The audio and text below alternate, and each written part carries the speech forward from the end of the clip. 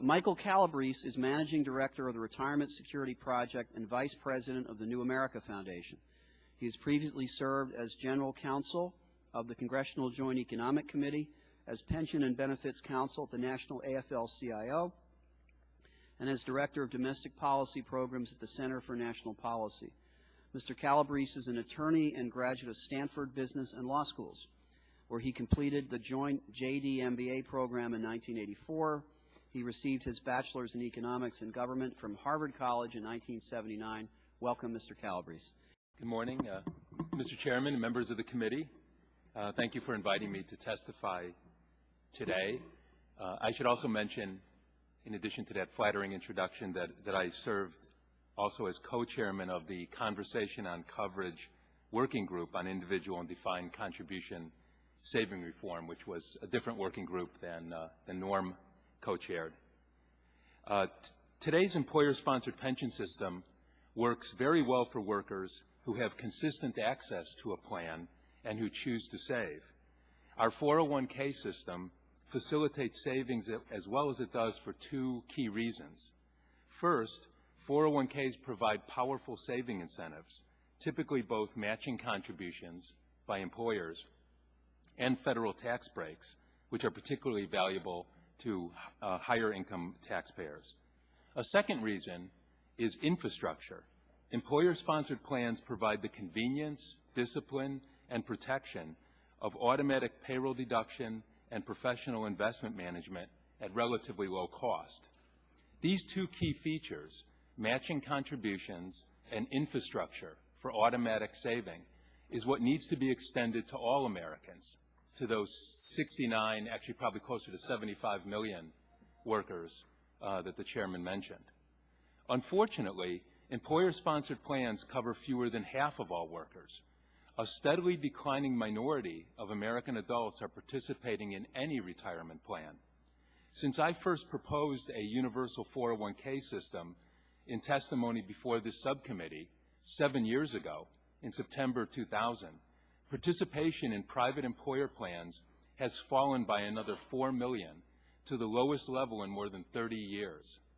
Only 43% of all private sector workers participated in an employer plan last year, a striking decline from the 50.3% participation rate in 2000. The solution, I believe, is a universal 401k plan that gives every worker access to an automatic, professionally administered retirement saving plan and to a portable individual career account. Designed well, a universal 401k plan will supplement and strengthen the existing private pension system, not supplant it.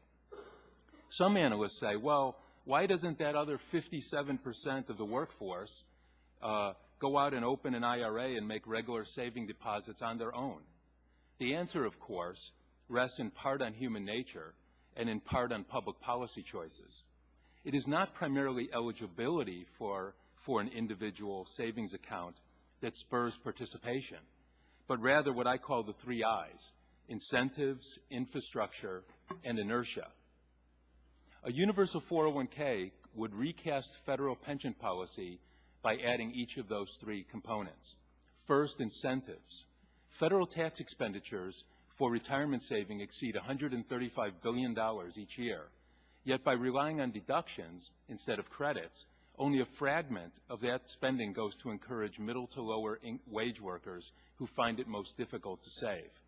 We need a tax incentive for saving that is more inclusive and potent. This can be done by expanding the saver's credit, making it a refundable matching contribution that is directly deposited into the worker's account rather than rebated. Second, we need infrastructure. We need an account-based infrastructure that enables every worker to save by automatic payroll deduction into a simple, low-cost, portable, and professionally invested account.